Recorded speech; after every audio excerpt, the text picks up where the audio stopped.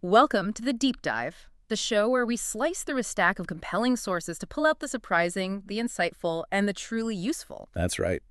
Today we're plunging into a concept that's become almost sacred in the business world.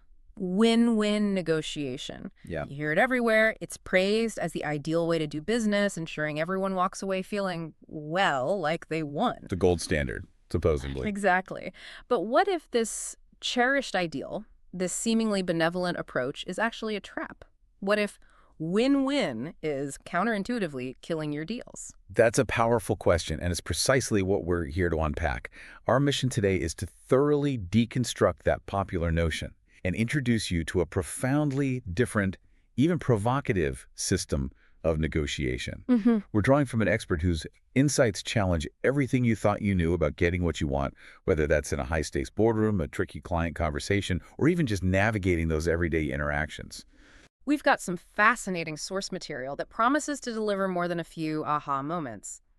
It's packed with surprising facts and practical tools designed not for some idealized world, but for the real, often fiercely competitive landscape of business. The real world, yeah.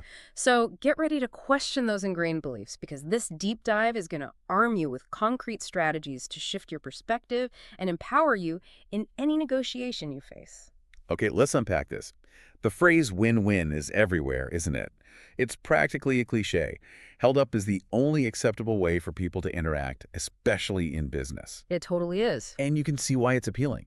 It suggests shared prosperity, avoiding the idea that one company has to plunder a market just because it has strength. It sounds equitable, doesn't it? Like Right. everyone benefits. It does, on the surface. But our source material is blunt, almost shockingly so. It states unequivocally, win-win will kill your deal. Oh, And this isn't just hyperbole. The author argues that simply because a deal was signed doesn't mean it was a good deal, much less the best one you could have achieved. Right. Just getting a signature isn't the victory. exactly. It's like only knowing a baseball team scored 8 runs without knowing the opponent scored 9. You only see one side of the ledger, and that partial view can be devastatingly misleading. The win-win illusion isn't just about leaving money on the table. It's a calculated deception that disarms you, making you vulnerable to what is, in reality, a brutal win-lose strategy from the other side. So it's not just naive, it's potentially dangerous. That's the argument. It sets you up. And the real-world examples are chilling. Take the case of a certain worldwide delivery company. Our source describes how they became an industry juggernaut by first negotiating initial deals with hundreds of small vendors, essentially establishing what looked like win-win partnerships. Looked like. Key phrase. Only to then abrogate those initial agreements later on. Why? To gain leverage for a better for the delivery company, that is. For them, not the vendors. Were those first deals good for the vendors? Absolutely not. Many were devastated. This was win-lose disguised as the start of a win-win relationship. It pulls you in under false pretenses. Or consider the clothing retailers, Yeah. who specialized in squeezing vendors into signing what looked like rosy deals with unachievable production targets. Oh, I think I know this one. When vendors inevitably failed to meet these targets, the retailers rigorously enforced the letter of the law, nullified the contracts, and then reappeared a month later to renegotiate at what the author calls the proverbial dime on the dollar. Ouch. So they set them up to fail. It demonstrates a calculated strategy to exploit the perceived win-win openness for a brutal win-lose outcome. They use the idea of partnership as a weapon. The cost of clinging to this win-win philosophy can be incredibly high. Our source material points out that many companies with great products or services and even adequate resources still go bankrupt. It's crazy, right? Good products, good people. Gone. What's often responsible? Poor negotiation. These win-win losers are multiplying.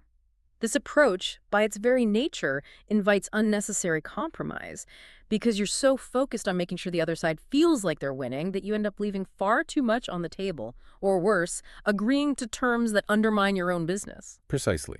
It's described as being emotion-based, not decision-based. It plays to the heart, not the head. Which feels wrong in business. And critically, win-win is based on mush. It lacks definitive principles. This absence of a clear, disciplined system means CEOs are often shooting from the hip, assuming their adversaries are doing the same. But they're not always. But many adversaries aren't. They're using calculated, systematic methods. As the author puts it, it's not a fair fight. That reminds me of Ross Perot's famous camel story, which perfectly highlights Americans' common negotiation pitfalls. You know the one. I think so. Refresh my memory. An American goes to buy a camel, asks about a specific one, and the Bedouin says, "Oh, that's my son's camel, his pet. I couldn't sell that one." The American, nonplussed, takes the initial resistance as a hard no and starts to drive off. Ah, yes. The Bedouin then chases after him, yelling, "I thought you wanted to buy my camel." This perfectly illustrates the inability to handle initial resistance or perceive underlying motivations, jumping to conclusions instead of probing. It's a classic example of not understanding the dynamic. The author's system, in contrast, was forged in demanding high-stakes environments. First in the Air Force, then as a commercial pilot, and later as a negotiation coach. A coach, not a consultant. Important distinction. And it's important to differentiate. He's not a consultant. Consultants are often less hands-on and take no responsibility for their work. As a coach, he's deeply involved, working with clients on every aspect of the negotiation, taking direct responsibility for their improvement. He even implies a guarantee, which is pretty bold for a book, stating that if you diligently work to understand and apply these principles, you will become an immeasurably better negotiator. That's a big claim. He frames the business world as a jungle crawling with predators, using the image of dancing with the tiger. This isn't about being aggressive or mean-spirited. It's about recognizing the reality of the business landscape. It's a harsh reality sometimes. And understanding that to dance well and come out on top, you need discipline and carefully established steps. This system provides exactly that discipline. So, if the business world is a jungle, what's the negotiator's greatest vulnerability? The one that predators sniff out first. It's neediness. Neediness, okay. Humans, like tigers, are instinctual predators. We're constantly on the lookout for prey, and we instinctively take advantage of the vulnerable, the distressed, and the needy. This is a harsh but necessary truth to confront in negotiation. It feels a bit uncomfortable to admit that about ourselves. It does.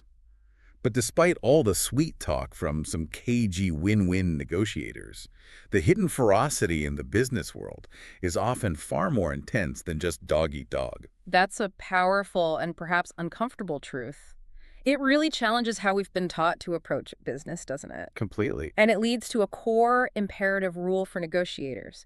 You do not need this deal. That's the mantra. Because, as our source explains, to be needy is to lose control and make bad decisions. The vulnerability this creates is immense. Think about the movie To Walk with Lions, where Richard Harris's character slips, and his friendly lion is on him in a flash, sensing that momentary weakness. Right, that split second of vulnerability. Harris manages to scare the lion away but doesn't shoot it, Yeah. because he never forgot that the lion, first and foremost, is a predator. This powerfully shows how many negotiators will pounce on opportunity and vulnerability. This simple warning about neediness, the author says, is often the most immediately beneficial idea for his clients because experience teaches them how dramatically and negatively neediness affects behavior. You simply must overcome all neediness at the negotiating table. And neediness isn't always obvious. It comes in many varieties. In retail sales, for instance, the salesperson is typically the dependent party, trapped by self-image, ready to compromise, while the buyer has the gold. The power imbalance is baked in there. But it's not just sales. Giant corporations are masters at creating neediness in their adversaries.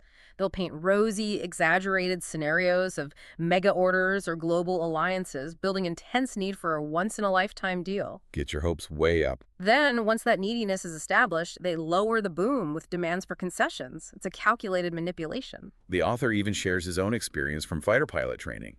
As a young lieutenant, he exhibited early chutzpah and ego, needing to be a Top Gun, to know it all, to be right. Ah, the need to prove oneself. This was plain neediness, though subtle at the time. Neediness can be betrayed in surprisingly subtle communication cues, like overly formal greetings such as, "Hello, Mr. Jones," instead of, "Hi, Frank." That signals deference right away. Exactly. This shows subservience and puts you at an immediate disadvantage because you're signaling a desire to please. Or begging for appointments. Can I get 10 minutes on your calendar so I can show you how we can work with you? Ugh, yeah. Sounds desperate. This immediately betrays neediness, and as the source points out, even venture capitalists can fall into this mode, despite their power. Interesting. Even the ones holding the purse strings. Then there's overbearing communication people who won't let you get a word in edgewise, or leave incredibly long, detailed voicemail messages outlining their busy schedules. They're trying to appear busy or competent, but it's counterproductive. It just screams insecurity, doesn't it? It just signals neediness and a lack of control. A high-pitched voice and rushed delivery are also sure signs of need when emotions run high in negotiations. Negotiators under control, in contrast, consciously lower their voices and slow down their delivery. Control your physiology, control the situation.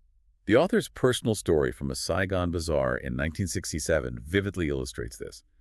As a young GI needing to buy gifts, he found 3 items for his grandparents. The mama-san asked for 1,000 piastres apiece. Okay. He said it was too much, started to leave, and she repeatedly chased after him, dropping the price each time, eventually selling them to him for 400 piastres each, less than half the original asking price. Wow. Just by walking away. She sensed his underlying need to buy, but his repeated no and lack of overt urgency eventually secured a much better deal. He didn't need that specific item from her. Wow, that Saigon story really sticks with you. It perfectly illustrates how simply not chasing something can make it come to you. It is powerful. Our source says that camp-trained negotiators never show need, only want. This is the core shift. Need is death, want is life. That's the dichotomy. This attitude, he guarantees, is instantly perceived by the other side. Your confidence and trust go up across the board, and for you, your control and discipline increase. The message is clear. Overcome all need. It's about internal detachment, not external disinterest. This brings us to another fascinating and truly counterintuitive concept. The Columbo effect. Remember that old TV detective? Oh yeah, Peter Falk. Yeah. The trench coat, the cigar. He wore a raggedy trench coat, drove a beat-up old Peugeot, told heartwarming stories about his dog and wife, and constantly forgot key questions, ringing the doorbell again just as he was leaving. Just one more thing. Exactly. He presented himself as a little less competent, a lot less perfect. Yes, and this was a calculated strategy. By appearing un-okay, a little disheveled, slightly forgetful, he made his adversaries feel superior and therefore comfortable and willing to talk. So disarm them. In the language of popular psychology, he seduced them into feeling okay with themselves. We naturally compare ourselves to others. When we feel superior, we open up and drop our guard. When we feel inferior, we become defensive, aggressive, or resentful. So here's where it gets really interesting. The wise negotiator knows that only one person in a negotiation can truly feel okay, and that person should be the adversary. Ooh, okay, say that again. Only the adversary feels okay. That's what the source says. This is often baffling or even antagonistic to new clients because it goes against our instincts to project strength, but it is extraordinarily effective. So you deliberately make them feel superior. By letting your adversary feel more okay, you start to break down barriers. You, like Columbo, are actually in control by allowing them to feel they are in control. That's really messing with my head a bit, but I can see it. Consider General Norman Schwarzkopf, who famously dropped to one knee when opening negotiations with King Fahd of Saudi Arabia to base U.S. troops. Right, a gesture of respect, deference even. This wasn't neediness or weakness, but a powerful public presentation of unokayness, a respectful gesture that allowed the king to feel okay and in control. Made the king feel like the king. Similarly, effective keynote speakers often start with self-deprecating stories.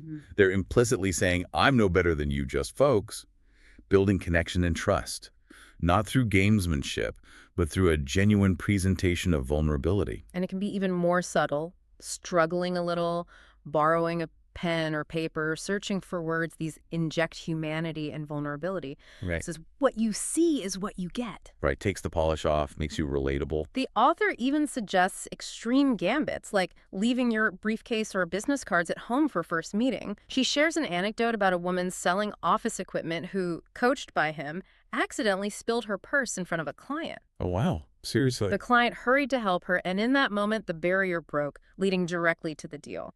It wasn't trivial gamesmanship, but the honesty of unokayness breaking through, creating an unexpected moment of human connection. Ralph Waldo Emerson said, "Our greatest strength is our greatest weakness." This is profound for negotiators. How so? We tend to overplay our natural strengths, glibness, charm, intelligence.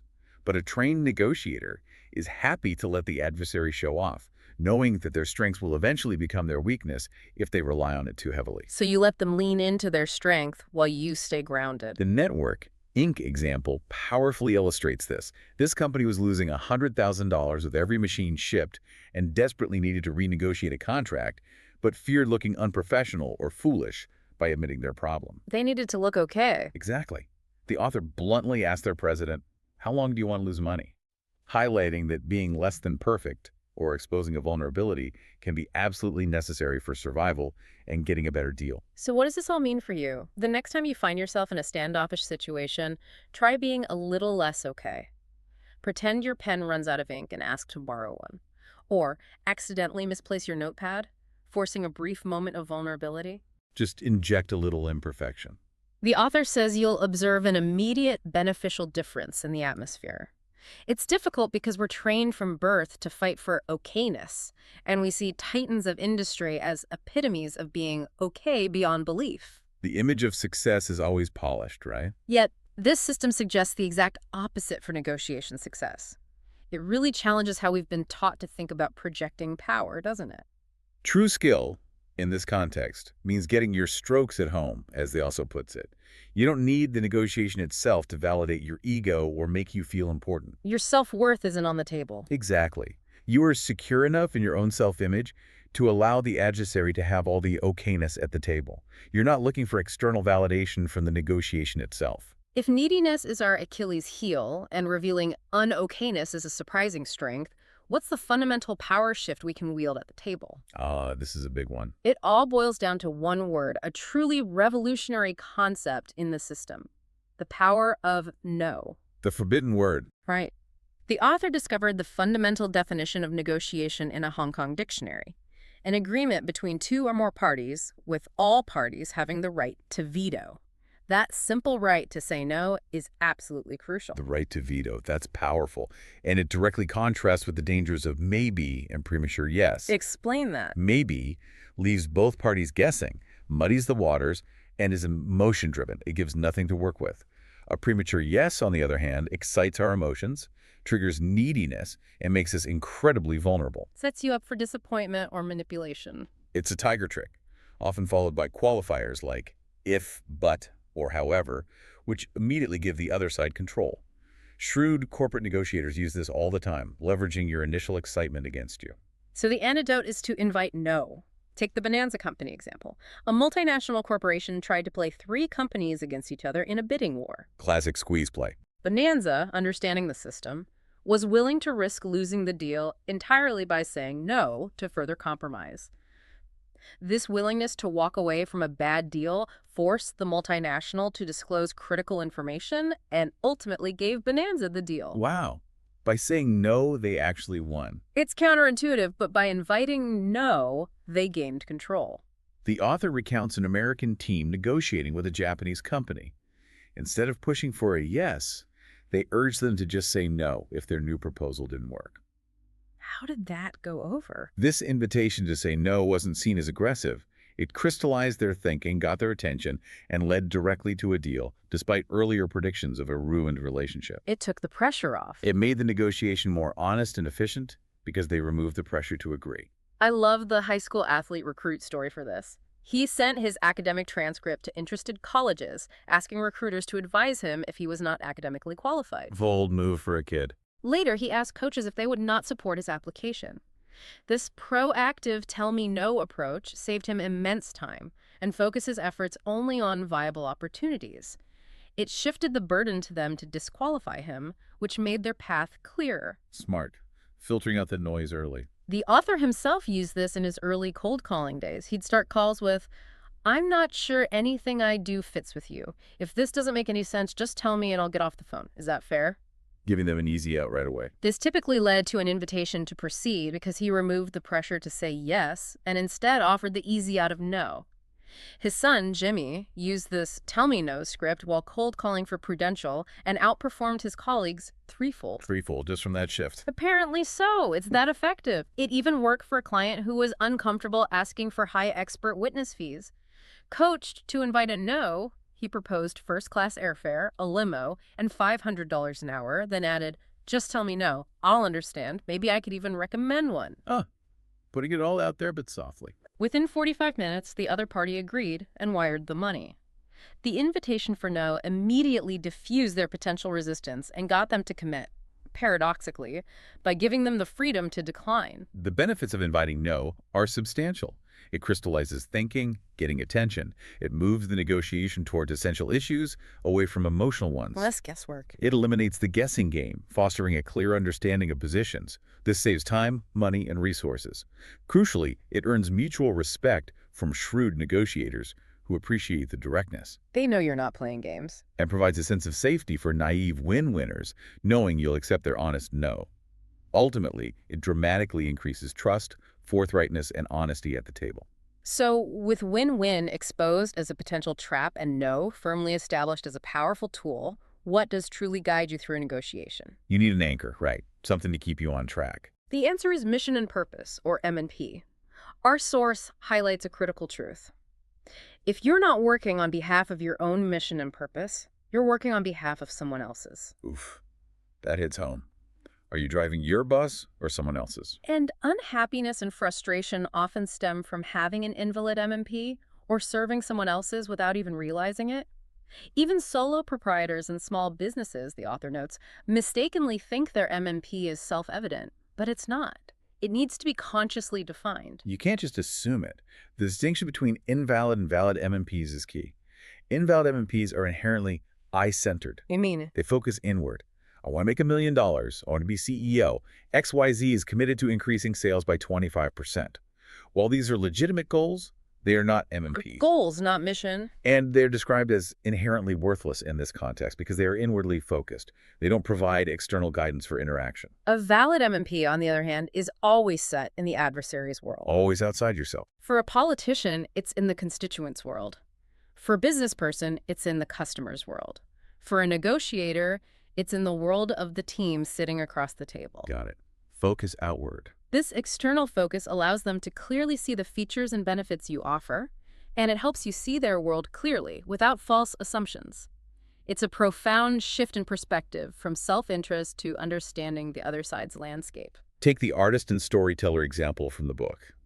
His initial approach to business was scattered, trying to acquire all sorts of ventures, including a copy shop, print shop, and ISP.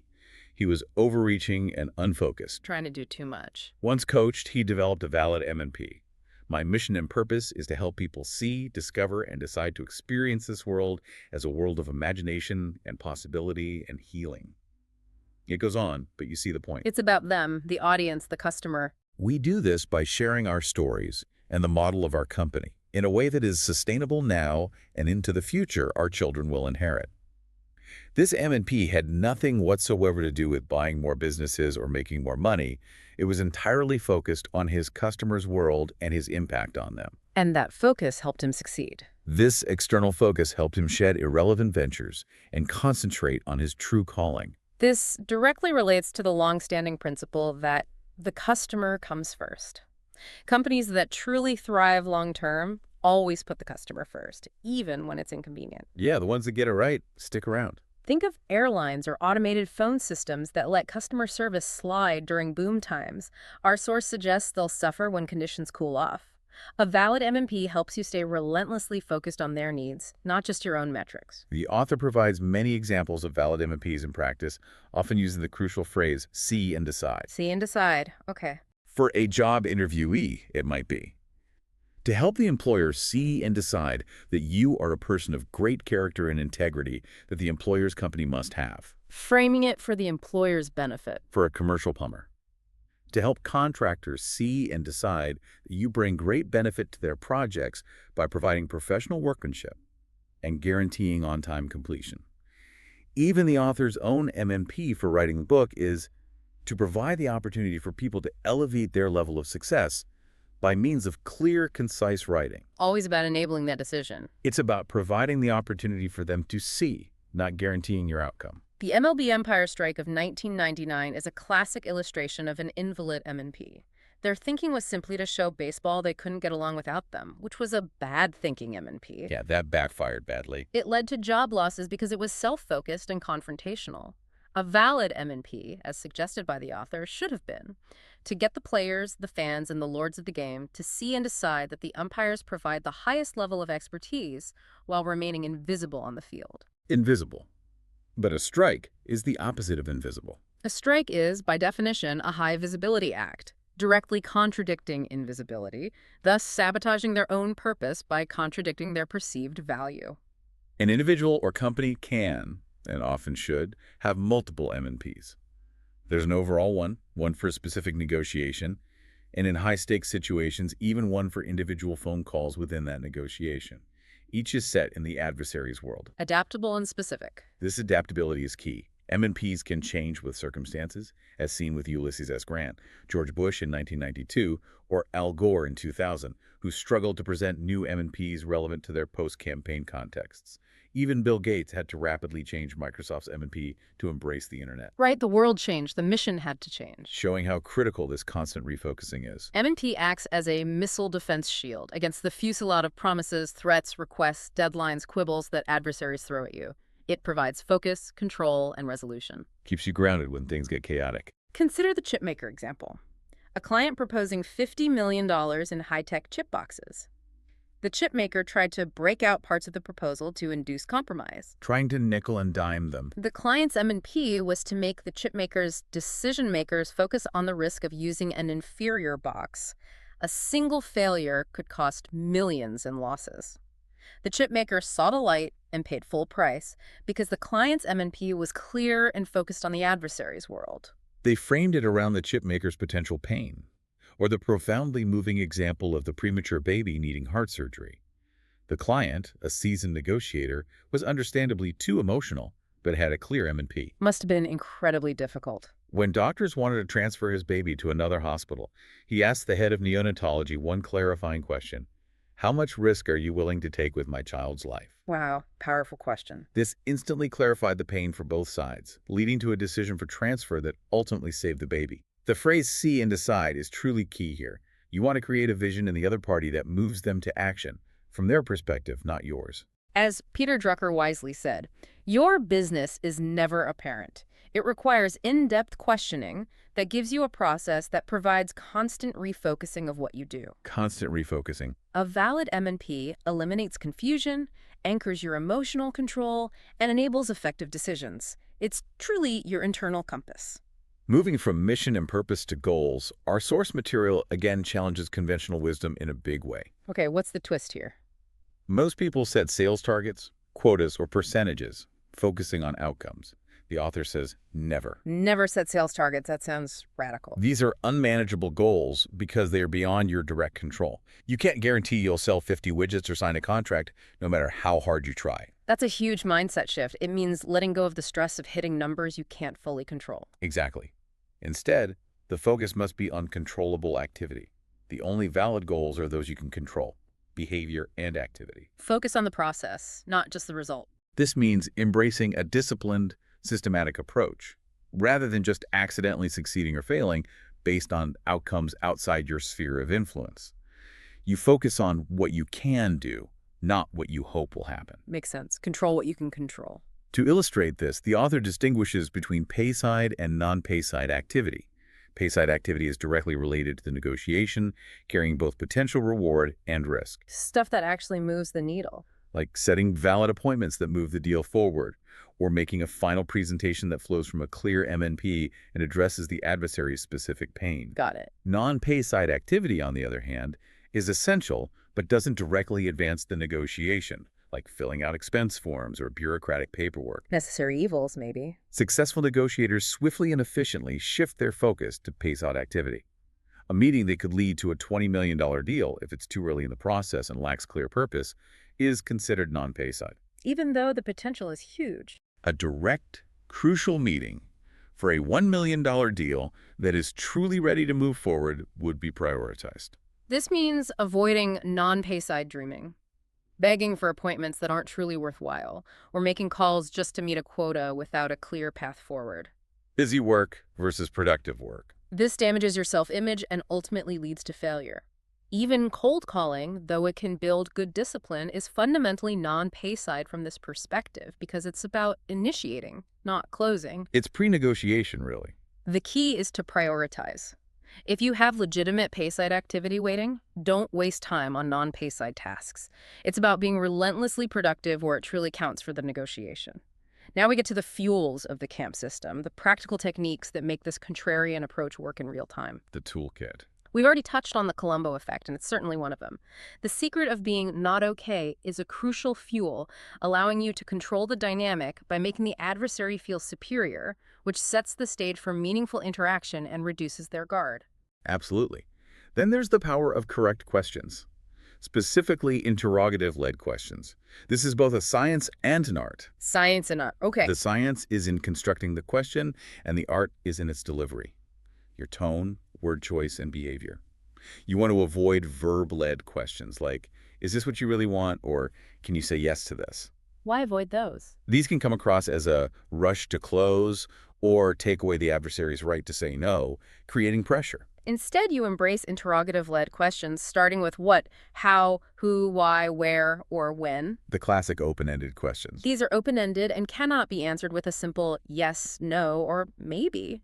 The necessarily longer answer provides a wealth of information, emotion, waffling, or insight, something you can truly work with. Gets them talking, revealing things. The person listening has control, not the person talking. So let your adversary do the talking to maintain control and leverage. Questions like, what would you like me to do? How often? What else do you need? What are your thoughts? Or what price would you pay? These turn on your adversary's picture tube, helping them envision their own world and problems, leading to shared understanding. Like with the baseball umpire's example, instead of lecturing them on their value, you'd ask, How long does it take to develop a great umpire? Or, how many bad calls does it take to really hurt a baseball game? You're getting them to articulate the problem. making them make the case for themselves. Next is nurturing. This isn't about being nice or soft in a negotiation. Okay, important distinction. It's a calculated act of empathy, a way to emotionally feed your adversary by genuinely listening, showing respect through your words and even your body language. It's defined as to feed emotionally, provide moral training, foster understanding and appreciation. So it's about building rapport, but strategically. It feels like kind words, warm conversations, heavy with respect, being truly listened to. It requires a delicate touch, just one right word. Facial expression or gesture can make a difference. It's crucial in tough negotiations.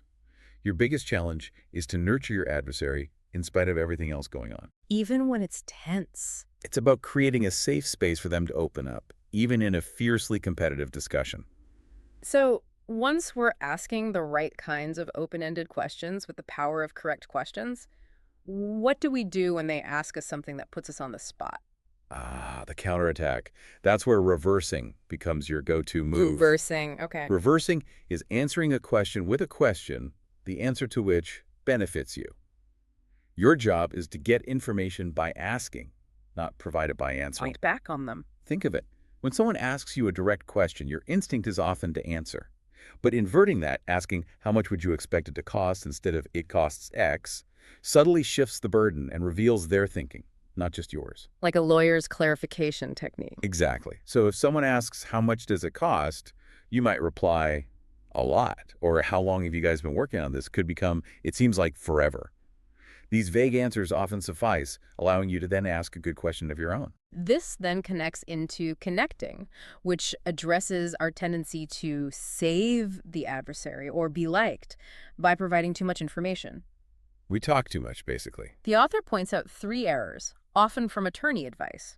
Never answer unasked questions, don't interpret statements as questions, and never reply to random statements. Filter what you respond to. A powerful, simple interrogative connector is and, drawn out with a shrug. And, like that. Just like that. In a patient-therapist example, instead of the therapist arguing, I think I am helping you, the good shrink responds to, Doctor, you're not helping me at all, with, help me understand. Okay, classic therapy move. When the patient says, well, I just don't feel as though I'm making any progress, the shrink's simple, drawn-out and makes the patient elaborate, leading to the core problem. I'm having trouble doing the exercises you told me to do. It keeps them talking and revealing their true thoughts without you having to pry. Building on that revelation and getting them to dig deeper is the 3+ technique. This simple rule is to remain with a question or statement until it's answered or repeated at least 3 times. 3 times? Why 3? It's an old communication axiom. Tell them what you're going to tell them. Tell them what you told them. The plus means 3 times is often not enough, especially in critical negotiations. It's difficult to overdo it. Repetition for clarity and impact. The network, Inc. president, losing $100,000 per machine, explicitly told his adversaries he would repeat his problem statement 3 times to ensure clarity due to its seriousness. The purpose of 3 plus is to give the adversary multiple opportunities to look at their decision to verify, justify, or change it. It works hand in hand with never close, because no vision, no decision. Giving them space to process. You're giving them every chance to think through the situation from different perspectives and really own their commitment. Finally, we have the strip line. This technique is based on the analogy of a pendulum swinging. A negotiation can have extreme emotional swings, both positive and negative, which can be catastrophic. Emotional roller coasters kill deals. The goal of a good negotiator is to keep that pendulum in a calm, neutral range where deals actually stick and decisions are made rationally.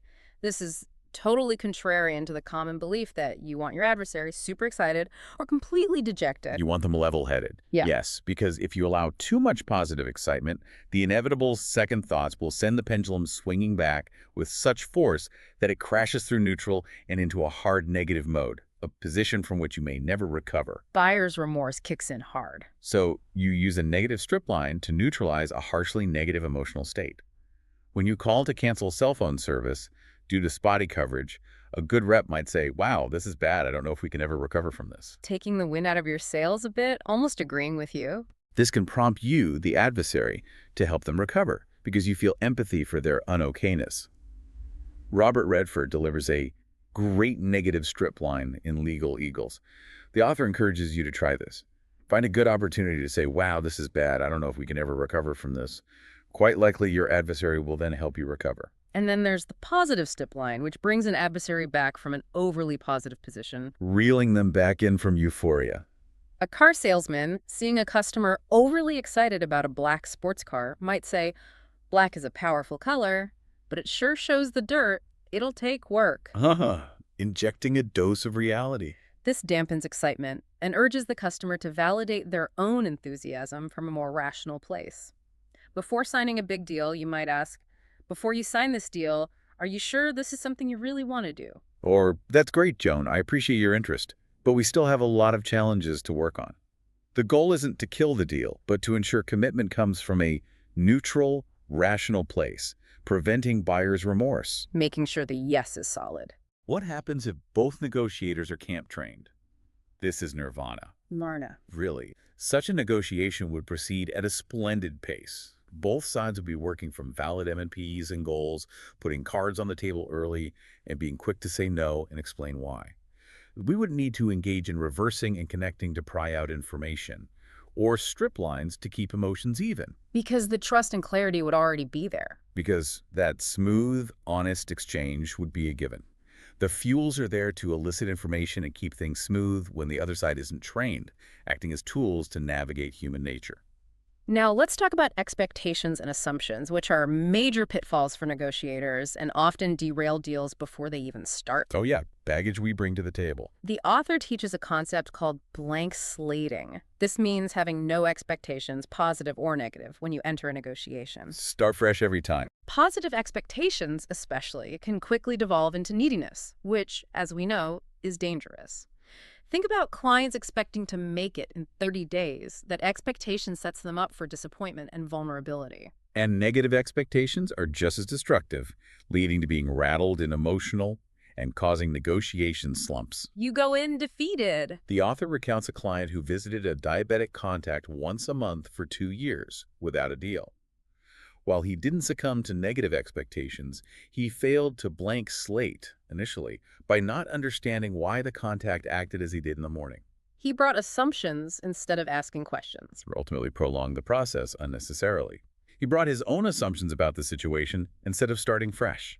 The problem, our source says, is that there are a million assumptions out there lying in wait to ambush us. These can have tragic consequences, not just in business, but historically. Assumptions are dangerous. History and business are littered with failures born from fixed assumptions.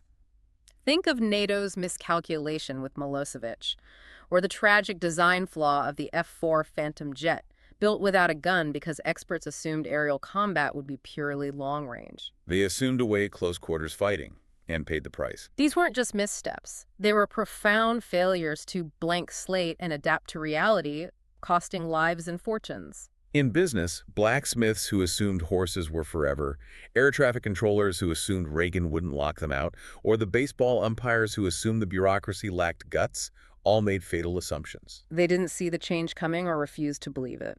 Even Bill Gates, initially, failed to blank slate the internet, assuming it couldn't be bigger than the PC operating system, and nearly missed a massive shift.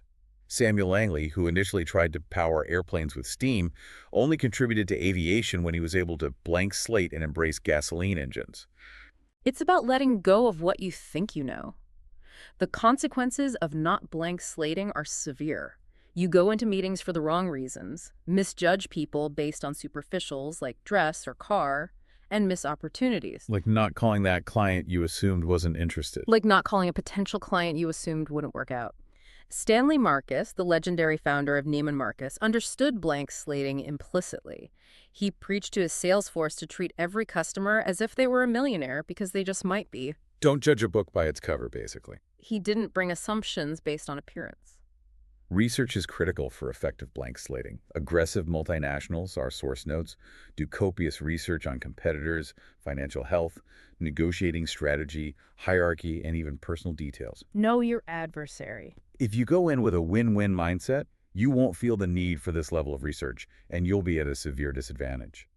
This is where the 33,000 widgets example comes in. Ah, yes, tell that one. An adversary tried to drive up positive expectations by mentioning a 33,000 unit order for a volume discount, when the client, thanks to prior research and blank slating, knew the adversary's worldwide capacity was only 22,000. So they knew it was impossible, a bluff. They knew it was a gambit, didn't get excited, and refused the discount because they had the facts, not just assumptions.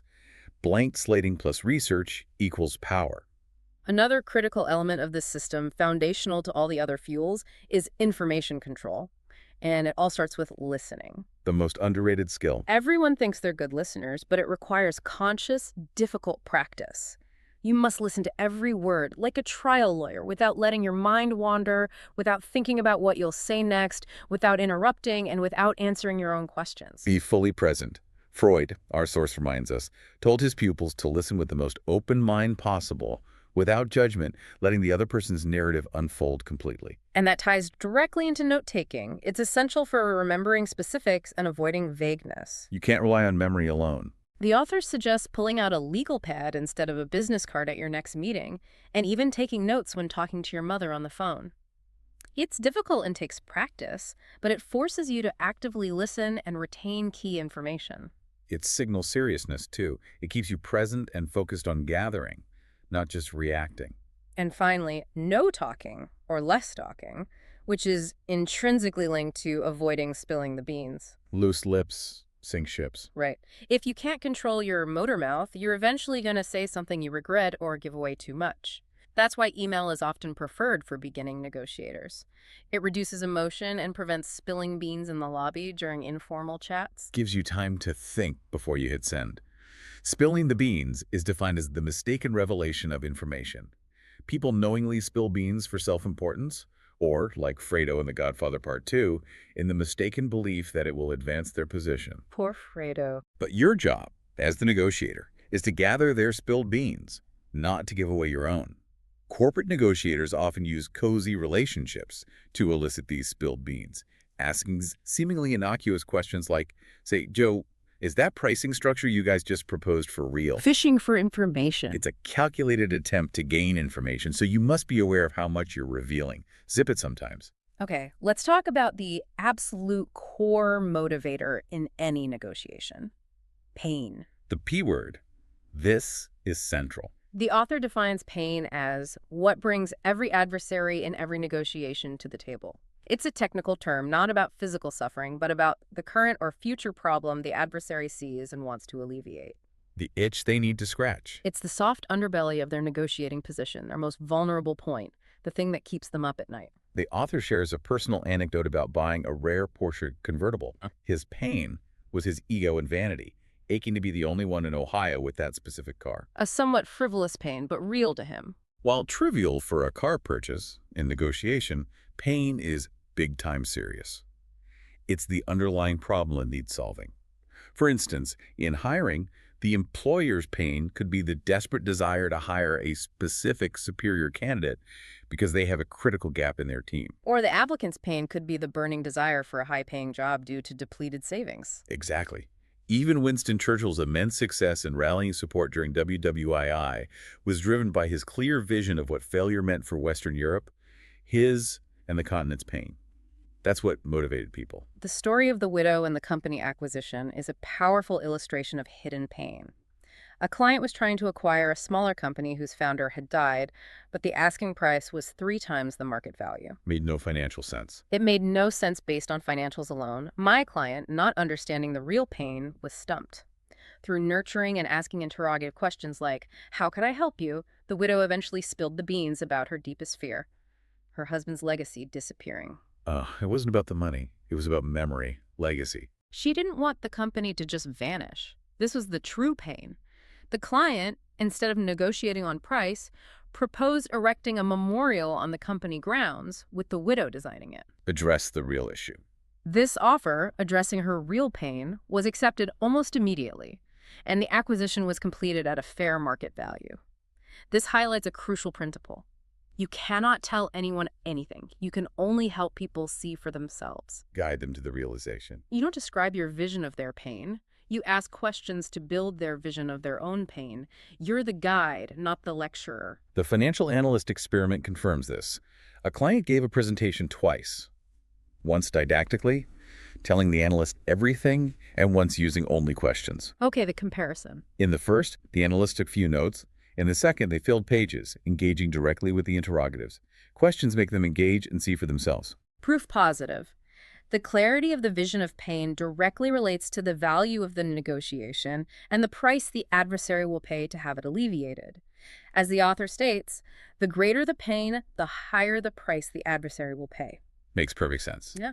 This is also evident in the premature baby heart surgery example. The client's single question to the head of neonatology, "How much risk are you willing to take with my child's life?"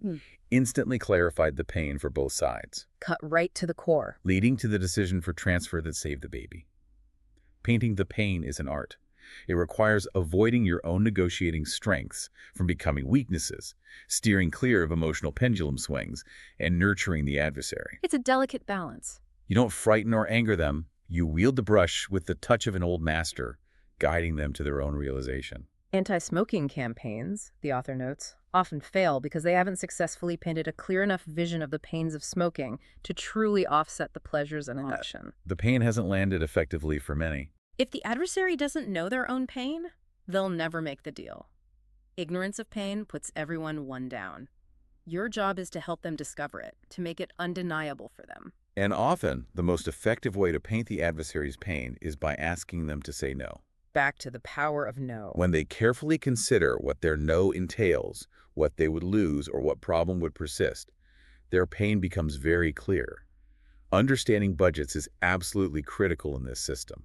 The real price we're willing to pay is regulated by effective decision-making based on our MMP and our vision of the negotiation. It's not just about the dollar amount. Overinvestment, like NASA's Challenger decisions, where values were compromised due to budget overruns and a rush to meet deadlines, leads to bad deals and violating your MMP.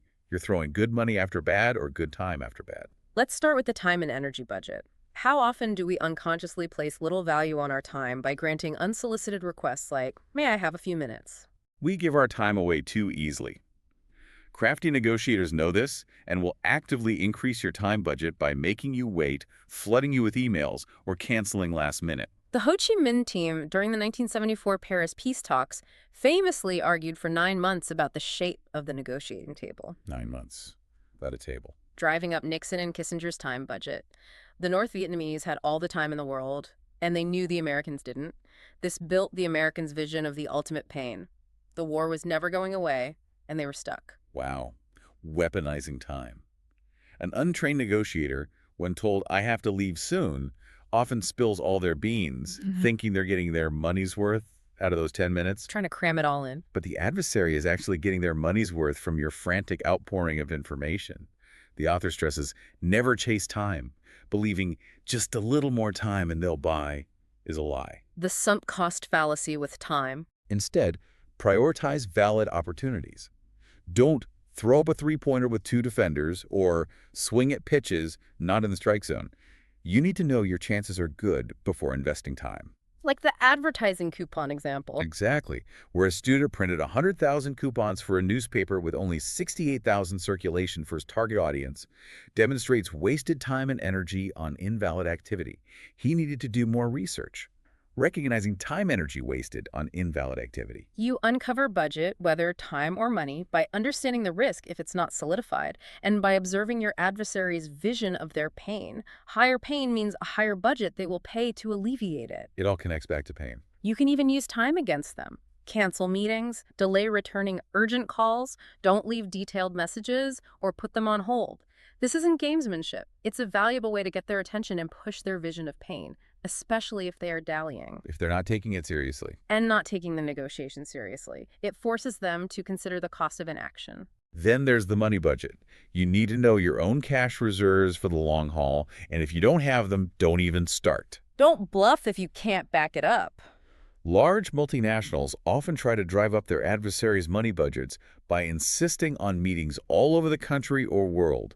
Knowing this tactic works perfectly against win-win suppliers who are desperate to please. Bleed them dry financially. However, a camp-trained supplier sees this clearly, sets their own money budget, and is prepared to lose it all, protecting against neediness and compromise. The Irish meeting example, where clients lost $20,000 by flying to Ireland and being stood up, Ouch, 20 grand. illustrates this. They had no expectations, and the money was in their budget, so it didn't derail them emotionally or financially. It was a planned expense, not a shock. This also applies to pricing. Think about Callaway Golf's Big Bertha driver priced at $400. This high price wasn't a mistake. It created perceived value. Anchoring high. As our source reiterates, the higher the pain, the higher the price the adversary will pay. You want money to work for you and against your adversary by making it clear that a solution to their pain has a high value. And what about the emotion budget? While not explicitly a separate section, the concept of an emotion budget is woven throughout the discussion of neediness and strip lines. It's your capacity to handle the emotional swings and pressures of negotiation. Your resilience, basically. Neediness depletes this budget, leaving you vulnerable, while techniques like strip lines help you manage it, keeping you in that calm, neutral range where effective decisions are made, no matter what curveballs are thrown. Beyond budgets, there are crucial elements to navigate any negotiation effectively. It all starts with identifying the real decision makers. Who actually calls the shots? It's often not obvious. In high-stakes deals, especially with larger organizations, the process is complex and confusing.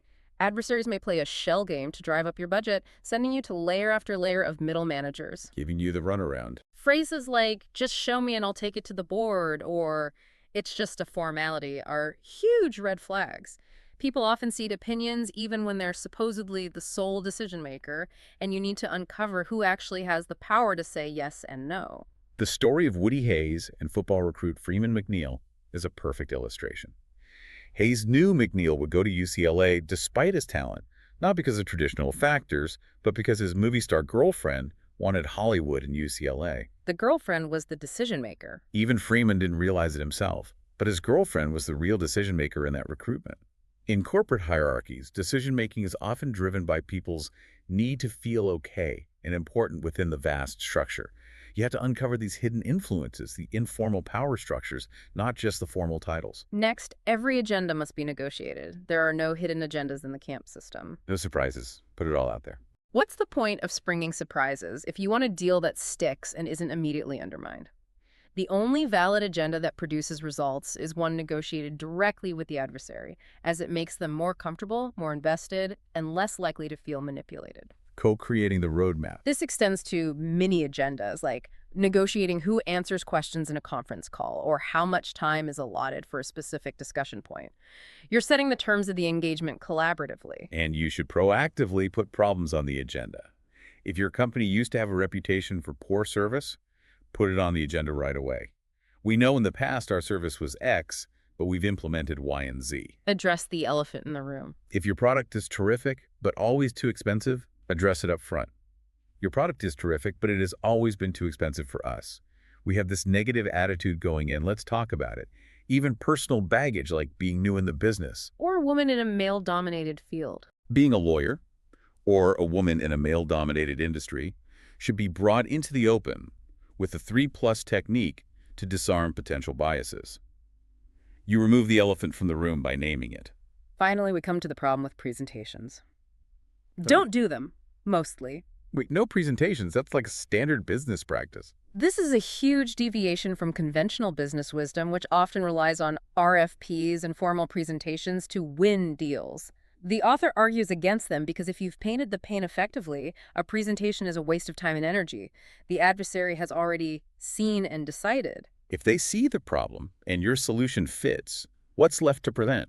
And conversely, if you haven't painted the pain, a presentation is no substitute for that failure. You don't even know what points will truly interest the adversary or what their real pain points are. You're just guessing, throwing spaghetti at the wall. Furthermore, presentations often show neediness. You need to convince them. Can appear as a rush to close and can come across taking away the right to say no. All the things we want to avoid. They are often a last hope when a negotiation is going nowhere, or simply an invitation for you to spill your beans to no purpose, revealing all your leverage prematurely. The ideal scenario, our source suggests, is to get the adversary to make the presentation. Flip the script completely. One client, after months of finding decision makers, painting pain, and building budgets, got a multinational to present their thoughts, then responded with tailored ideas, putting them in the driver's seat. It's about addition by subtraction. Only present information relevant to the adversary's pain. Don't throw in the kitchen sink of every feature and benefit. Present information in the order of their importance, not yours. Like the football recruit example again. Instead of showing clips of his greatest plays, which was his world, he asked coaches, "How do you evaluate a player?" Found out what they cared about. He then tailored his videotape to their specific criteria: vertical jump, speed, bench press, height presenting in their world. This took immense discipline and work, but it was far more effective than a generic highlight reel. Ultimately, all these negotiation principles rest on one fundamental truth: self-image and performance. How you see yourself dictates how you act. There's a direct correlation. We consistently perform to the level of our self-image. High self-esteem, the author insists, is absolutely required for negotiation success. It gives you the confidence to face neediness, swallow false pride, and make tough, uncomfortable decisions for the long-term benefit. And there's no contradiction between having high self-esteem and allowing your adversary to be okay. Right. Explain that link again. Self-esteem is your internal appraisal, your deep sense of worth, which should be unshakable regardless of external circumstances. Okayness is your public presentation, a tactical choice. Your high self-esteem is precisely what allows you to let the adversary have all the okayness at the table because you don't need that external validation. You're solid inside, so you don't need to posture outside. A high self-image allows you to endure success, fulfill your capabilities, demand full measure for your work, and, crucially, do the right thing, even when it's difficult. And here's the powerful part. Self-esteem can be developed through consistent commitment to these principles. It's not fixed. It's a muscle you can build. Yeah. This leads to the profound concept of paying forward. The author shares the legendary story of Coach Woody Hayes. The Ohio State coach. After a huge victory, he immediately confiscated all the roses given to the women with the team and drove from hospital to hospital, giving a rose to every terminally ill patient he could find. Wow. Why? He was paying forward. You can't pay others back sufficiently for your own blessings, so you pay it forward to those in need. This applies far beyond sports. Think of philanthropy, tithing, patriotic sacrifice like Lincoln sleeping in hospitals during the Civil War, Queen Isabella funding Columbus's voyage. Or the grain elevator owner paying for Roy M. Cotman's college tuition, who later quadrupled corn yields and fed the world. These are all examples of paying forward. It's the most dramatic way to see yourself as a good, successful person, a contributor to society. And it's described as the secret for creating self-esteem. It's a powerful feedback loop. And you can even pay forward in the cutthroat world of business. The author's father bought land in Canada and hired a local builder, Joe Boldier, to build a cabin. Joe lost money on the deal due to underestimated costs. So the father could have just taken advantage. Instead of exploiting this, the father proactively asked Joe, would another $800 cover your loss and give you a fair profit? This protected the father's self-image, doing the right thing, and ensured a lifetime of reliable service from Joe, who became an invaluable resource. It was paying forward for a long-term relationship based on mutual respect and fairness, not just a one-off transaction. That builds trust. This entire system, with its 33 interconnected rules like no closing, no talking, and the clearer the picture of pain, the easier the decision-making process, works as an integrated whole. They all reinforce each other. They all help control neediness, avoid pressure, encourage deep listening, and help adversaries see their own pain clearly. The author encourages trying these rules in low-risk situations. In a personal interaction, try, "Amanda, I can't do that.